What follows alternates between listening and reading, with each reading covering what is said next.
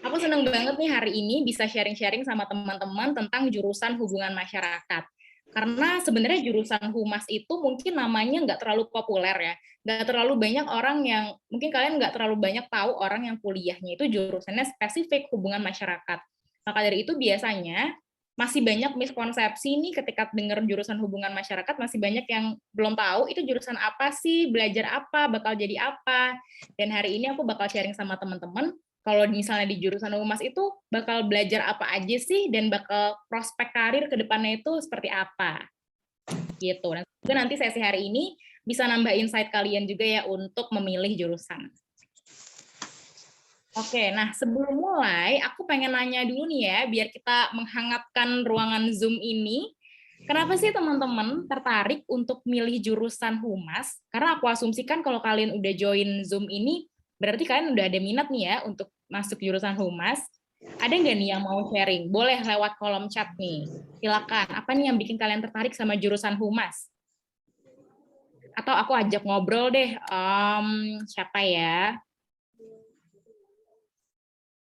Mungkin ini nih, Okta Wijianti. Boleh dong, kebetulan belum kayak lagi nggak di mute juga. Boleh dong sharing kalau kamu sendiri kenapa sih tertarik untuk milih jurusan humas atau tertarik nih untuk belajar lebih lanjut tentang jurusan humas? Astaga.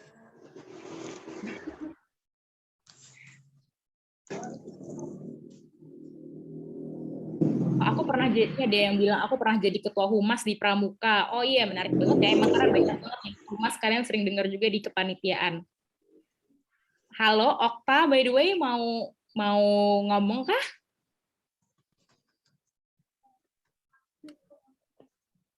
Oke.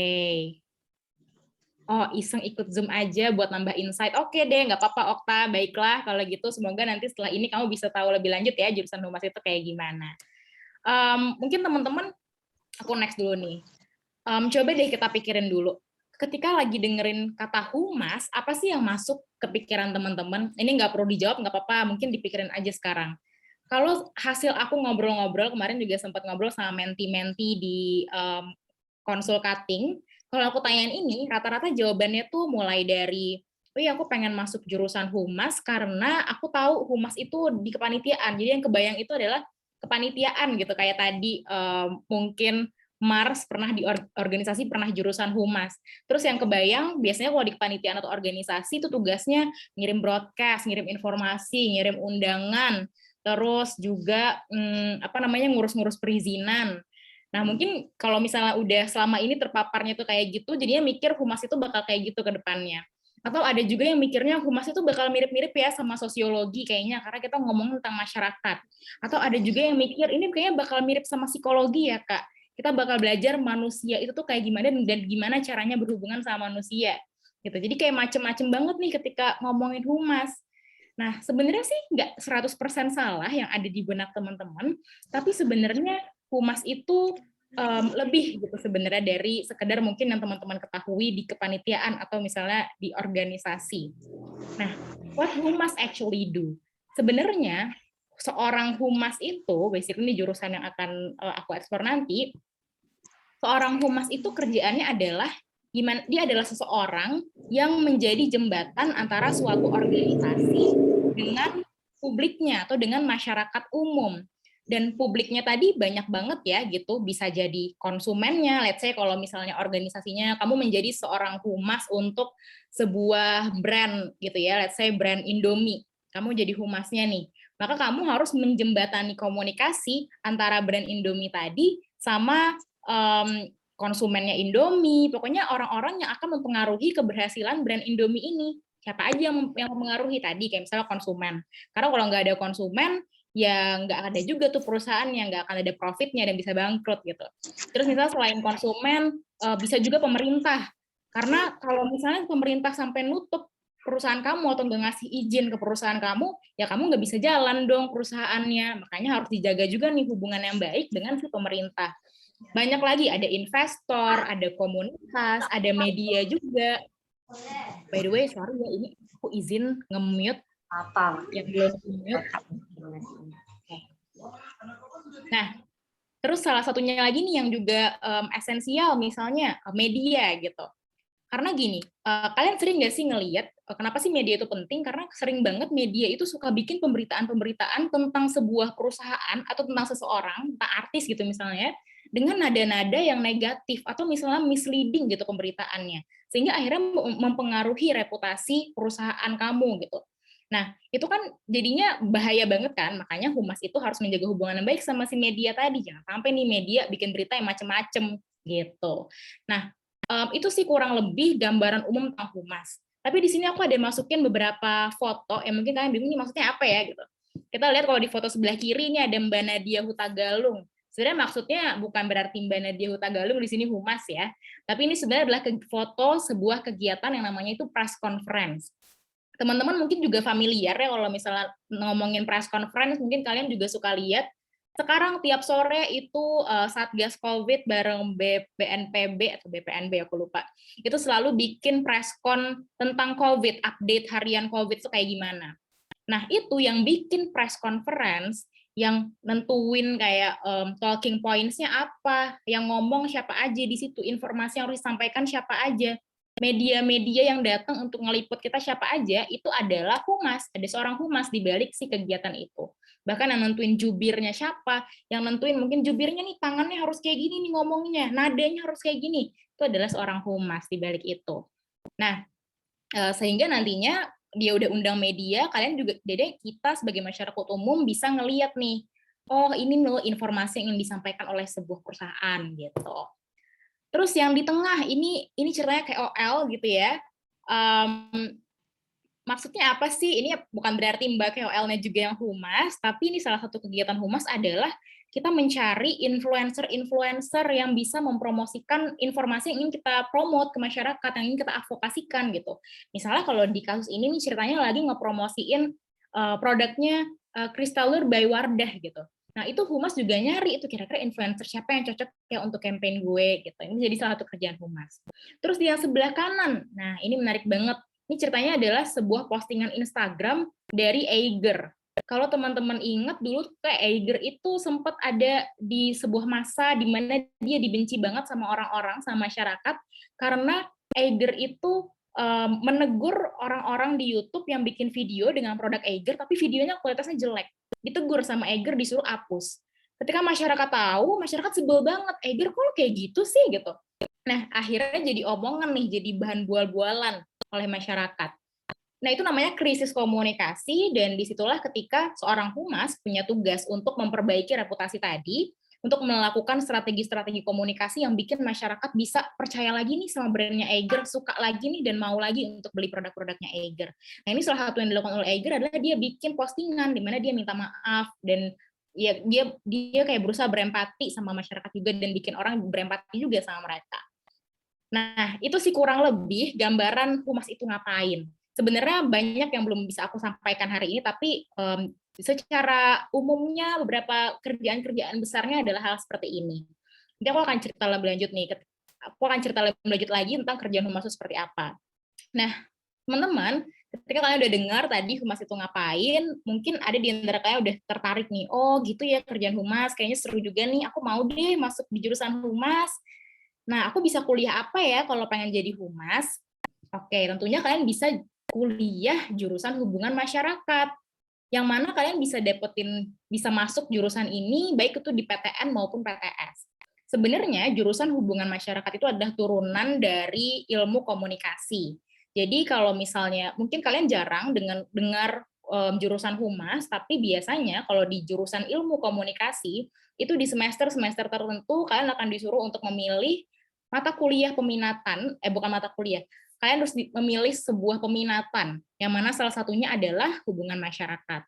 Nah, tapi di beberapa kampus, seperti di Unpad, hubungan masyarakat itu bukan lagi menjadi sebuah peminatan, tapi memang ini menjadi jurusan prodi yang memang udah specialized dari awal. Kalau kalian pengen milih PTN, kalian bisa milih Fakultas Ilmu Komunikasi Unpad, ataupun ada di UPN Yogyakarta.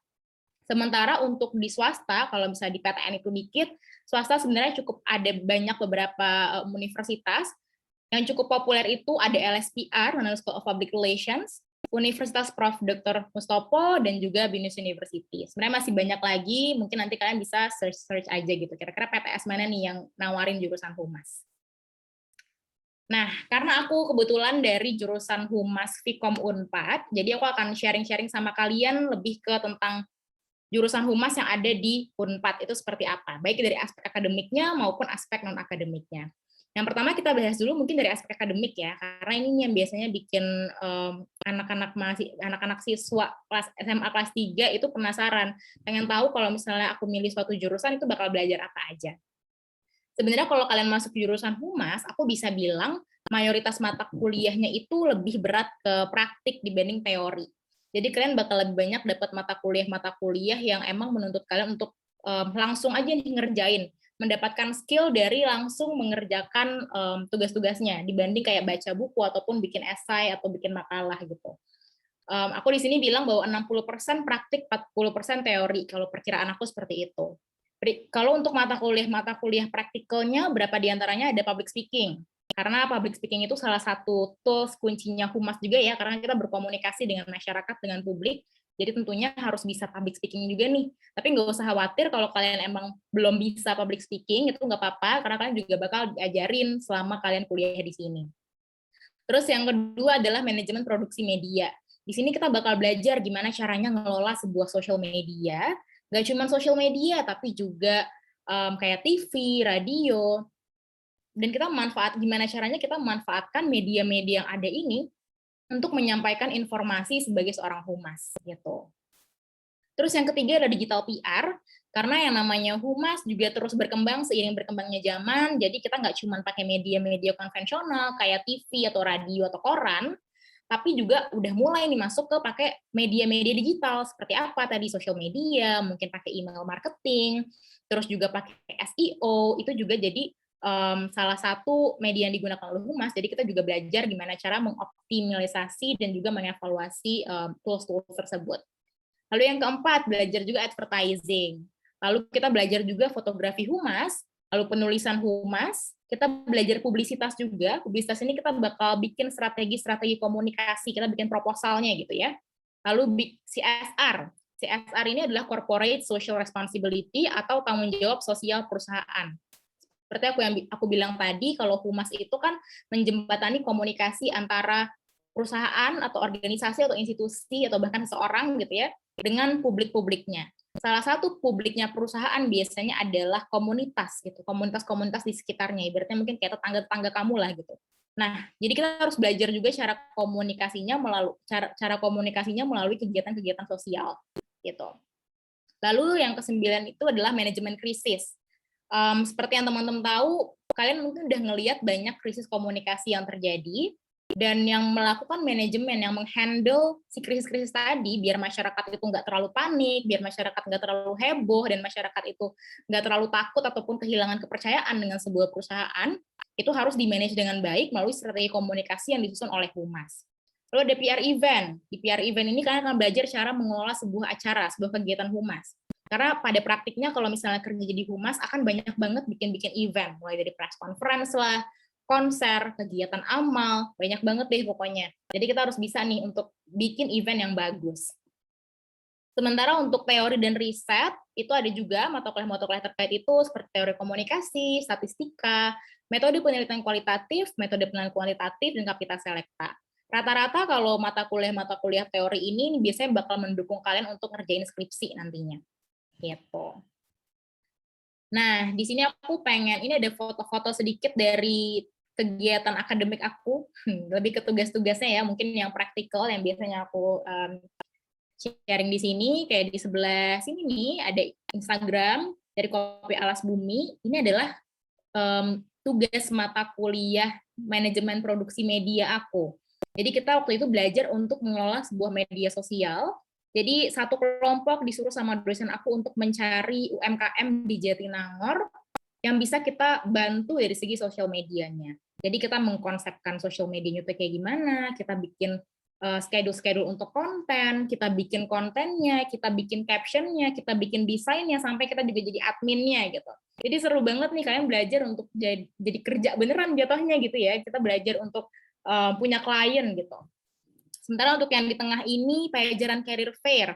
Ini adalah salah satu contoh tugas aku waktu tugas PR event atau tugas pengelola perencanaan pengelolaan kegiatan humas peer event tadi. Jadi aku dan satu kelas aku kita bikin job fair untuk membantu mahasiswa dan juga fresh graduates dari Unpad mendapatkan pekerjaan dari perusahaan-perusahaan impiannya. Sementara untuk yang di sebelah kanan atau kiri ini, kanan yang di atas ini hasil tugas aku juga nih, tugas advertising. Jadi kita tuh disuruh nyari sebuah brand yang bakal kita bikinin iklannya. Kita benar-benar bikin dari awal konsepnya, kita propose, kita pitch konsepnya ke dosen, lalu setelah udah di ACC, kita akan eksekusi si iklannya ini. Dan waktu itu aku ceritanya mewakili brand Zomato dan lagi ceritanya coba bikinin untuk mereka iklan Hari Ibu, namanya Kencan Istimewa. Dan di bawah ini nih aku dan tim periklanan aku, jadi nanti semua iklan yang udah dibikin itu bakal dikompetisiin dan dicari, dinilai sama dosen dan juga sama praktisi periklanan, dicari deh siapa pemenangnya. Waktu itu lebih ke awarding gitu, dan kebetulan nih tim aku dapat award Best Directed Ads gitu. Nah, tapi meskipun tadi kayak kesana seru banget ya, tetap aja ada pros and cons-nya untuk aspek akademik di Humas Fikom Unpad. Dari segi pro-nya, pembelajaran rata-rata di Humas Fikom Unpad itu akan mengedepankan metode project-based learning. Jadi kalian akan banyak mendapatkan skill-skill dari pengalaman langsung mengerjakan suatu hal. Gitu. Jadi itu menurut aku seru banget, dan emang kita nggak cuma tahu teori doang, tapi kita udah pernah nyobain. Dampaknya adalah ke pro yang kedua, yaitu banyak tugas yang akhirnya bisa kamu jadikan portfolio, yang mana portfolio ini bisa membantu kamu nanti untuk dapetin pekerjaan ataupun dapat magang gitu. Karena kamu udah bisa membuktikan nih, aku udah pernah loh ngerjain social medianya A, makanya kalau misalnya pengen nge-hire aku untuk jadi social media specialist-nya perusahaan A bisa banget kayak gitu. Itu bisa jadi apa ya, kayak bekal kamu lah. Terus yang ketiga, dosen di Humas Fikom Unpad itu sebenarnya cukup murah nilai, asalkan kalian datang, terus kalian ngerjain tugas, insya Allah nilainya baik-baik aja gitu. Jadi nggak perlu kayak pressure akademik dari segi nilai, itu sebenarnya nggak terlalu besar. Nah, untuk cons-nya, dosen itu sebenarnya memberikan feedback yang sangat sedikit nih kalau tentang tugas-tugas kita. Sehingga memang kita harus proaktif jadi mahasiswa, kalau pengen tahu kita salahnya di mana, kita kurangnya di mana, bisa improve apa lagi, kita yang harus langsung nyamperin dosennya, Ibu ini saya kurangnya di mana ya? Karena rata-rata dosen nggak terlalu transparan tentang nilai. Gitu. Tiba-tiba di akhir muncul aja A atau B atau C gitu. Terus yang kedua, beberapa dosen di Humas Fikom Unpad itu memang belum banyak memiliki pengalaman sebagai praktisi humas, sehingga terkadang materi kuliahnya itu kurang update. Jadi memang kamu juga harus proaktif nih untuk cari ilmu-ilmu langsung dari praktisi humas. Gitu. Oke, nah next, ini aku akan sharing juga tentang lingkungan organisasi dan pertemanan. Karena aku percaya nih bahwa kalau misalnya kamu kuliah, kamu juga harus memperhatikan banget lingkungan non-akademik, karena mereka akan punya pengaruh yang sangat besar untuk growth-nya kita, gitu kan. Aku bisa bilang kalau untuk di Humas Fikom Unpad sendiri, lingkungan pertemanannya itu sejauh ini aku ngerasanya sangat positif, orang-orangnya sangat beragam, tapi semuanya yang jelas punya semangat untuk maju gitu dalam bidangnya masing-masing. Ada yang ambis banget mungkin akademiknya, seneng lomba sana-sini, atau ada juga yang emang lebih senangnya itu entrepreneurship, atau ada yang lebih kayak kreatif orangnya, senang bermusik, senang gambar, itu juga banyak banget bisa kamu temukan di Humas Fikom Unpad. Lalu kalau untuk organisasinya, sebenarnya di Unpad itu kan banyak banget nih organisasi, yang tentunya nanti bisa kamu explore untuk jadi tempat kamu mengembangkan diri. Tapi kalau dalam jurusan Humas sendiri juga ada satu organisasi namanya Himpunan Mahasiswa Hubungan Masyarakat.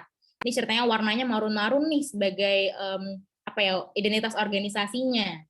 Nah, organisasi ini juga sebenarnya kamu nggak harus join, tapi semua orang akan, selama kamu adalah anak humas, kamu adalah bagian dari organisasi ini sebenarnya. Dan yang aku rasakan sejauh ini, dari segi lingkungan organisasinya pun positif banget, punya budaya yang sangat apa ya, mendorong untuk kita bisa maju, dan juga punya network alumni yang kuat. Jadi kamu nggak akan tuh yang namanya berorganisasi, tapi knowledge-nya gitu-gitu doang, enggak. Karena emang terkoneksi dengan orang yang kerjanya di tempat macam-macam gitu. Jadi wawasannya juga makin luas gitu. Dan kegiatan-kegiatan di organisasinya pun bisa mencakup banyak aspek minat kamu nih. Kalau ada yang aspek senangnya aspek akademik, bisa ada juga nih wadahnya. Yang suka non akademik juga bisa gitu. Ini ada beberapa foto kayak yang di sebelah kiri ini adalah foto aku sama teman-teman aku lagi pakai jaket himpunan, ceritanya lagi Jahim Day gitu.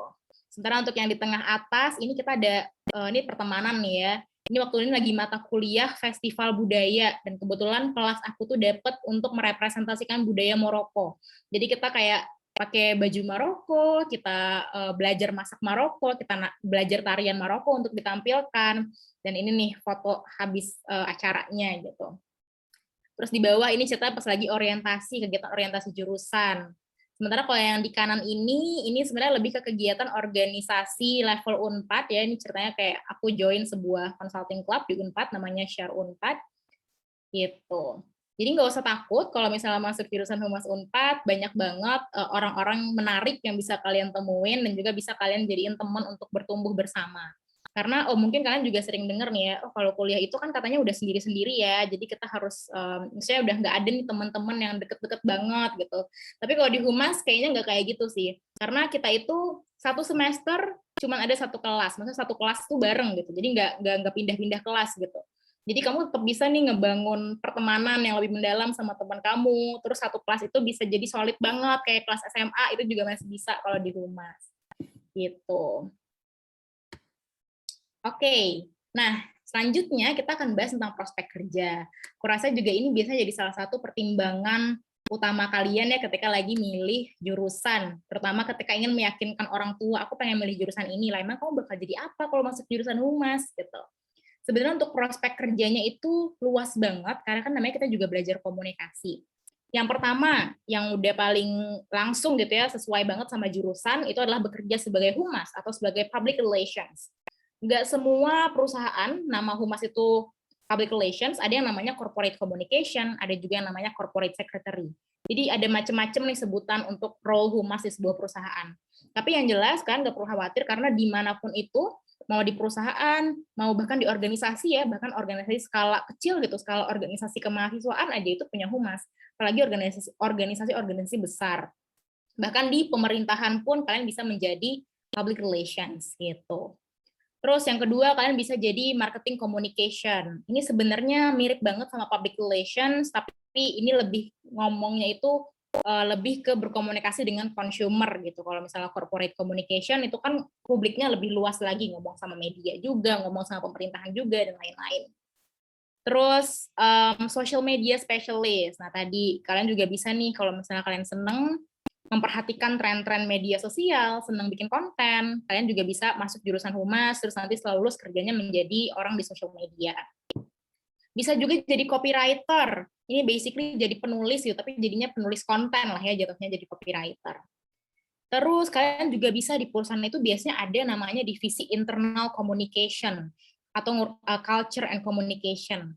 Jadi ngurusin budaya perusahaan, dan juga ngurusin komunikasi internal di perusahaan itu sendiri. Ini juga biasanya hampir pasti ada di semua perusahaan-perusahaan besar gitu. Karena balik lagi ya tadi public relations itu publiknya banyak banget, salah satunya juga karyawan. Jadi kalau kalian pengen aku mau nih berkomunikasi, nyusun strategi komunikasi dengan karyawan, kalian bisa masuk jurusan humas terus nanti kerjanya jadi di internal communication. Lalu kalian juga bisa jadi PR consultant. Nah, PR consultant ini basically sama kayak kerjaan public relations atau marketing communication, tapi kalian tidak hanya mewakilkan satu perusahaan, tapi kalian itu kerjanya di agency, terus kalian menawarkan service ke perusahaan-perusahaan lain untuk mengerjakan kegiatan-kegiatan humas dari mereka, gitu. Terus ada lagi government relations atau public affairs. Ini lebih ke hubungan pemerintah. Kalian yang tadi ya, pemerintah adalah salah satu publik yang memegang peranan penting bagi berjalannya sebuah perusahaan. Jadi kalau kalian kerjanya spesifik di divisi government relations atau public affairs, kalian bakal banyak memantau kebijakan-kebijakan yang dibikin pemerintah itu apa, udah inline belum ya sama perusahaan gue, terus mempengaruhi pemerintah untuk bikin policy-policy atau kebijakan-kebijakan yang apa ya, yang sejalan gitu dengan perusahaan kalian juga. Lalu bisa masuk di divisi CSR juga, atau kalian juga bisa jadi entrepreneur. Jadi sebenarnya banyak banget ya prospek kerjanya. Memang mostly itu akan kerja di perusahaan atau misalnya di organisasi, Tapi emang divisinya nggak hanya terbatas bisa kerja di PR gitu, tapi juga bisa di divisi-divisi lain karena kamu selama di Humas akan belajar satu skill yang fundamental banget, yaitu adalah komunikasi dan juga berpikir strategis, berpikir kritis, strategis, dan juga research based gitu. Semua harus berdasarkan data. Yang mana itu adalah skill-skill yang akan kamu butuhkan mau jadi apapun sebenarnya gitu. Oke, sebenarnya dari aku itu aja sharing-sharingnya hari ini. Teman-teman ada yang mau bertanya kah? Mungkin boleh nih via kolom chat atau boleh juga langsung raise hand atau ini nih langsung unmute juga boleh. Silakan, aku tunggu ya kalau ada pertanyaan.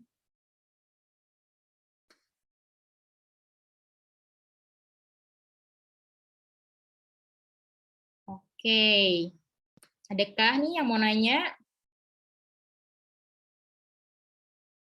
Oke nih, kebanyakan lulusan Humas pada milih kerjanya apa, Kak? Oke, kalau lulusan Humas Unpad sendiri sebenarnya macam-macam banget ya. Ada yang kerjanya lebih ke di corporate communication, ada juga yang kerjanya jadi konsultan, ada juga tapi yang kerjanya tuh sebenarnya gini, kamu bisa kerja di mana aja. Ada yang jadi business development, ada yang kerjanya di business operation. Jadi kalau di divisi di sebuah perusahaan memang macam-macam banget nih anak-anak lulusan-lulusan Humas milihnya gitu. Tapi rata-rata yang ada di sini pasti ada nih alumni-alumni Humas Unpad pasti ada yang kerja di field ini sih rata-rata. Gitu, Sheila. Semoga menjawab ya. Kalau belum boleh kok nanya lagi. Ada lagi nggak nih yang mau nanya juga?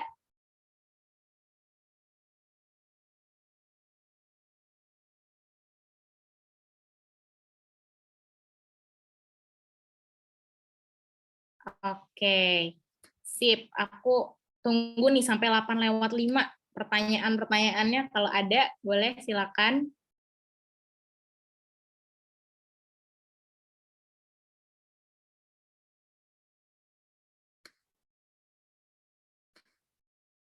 Oke, kayaknya nggak ada nih ya pertanyaan sekarang. Nggak apa-apa, teman-teman. Tapi kalau nanti kalian kepikiran, pengen nanya sesuatu, boleh banget nih kontak aku. Mungkin DM juga di Instagram juga boleh. Instagram aku namanya Rahameldi, I-nya 2. Kalau pengen nanya-nanya lagi tentang jurusan Humas, silakan ya, boleh nge-DM aku langsung di situ. Nah, buat teman-teman yang udah join sampai akhir, makasih banyak. Tapi sebelum pergi, boleh dong diisi dulu nih ya feedback form-nya di sini. Mungkin nanti bisa dibantu nih sama tim Tanya Cutting untuk linknya. Nah, iya. Silakan teman-teman boleh diisi dulu. Iya, sama-sama Sheila. Makasih banyak ya udah join sesi hari ini. Semoga membantu informasinya. Dan kalau emang ada yang mau ditanyain, feel free to reach me out. Oke, makasih banyak teman-teman. Udah boleh nih, leave kalau udah mau.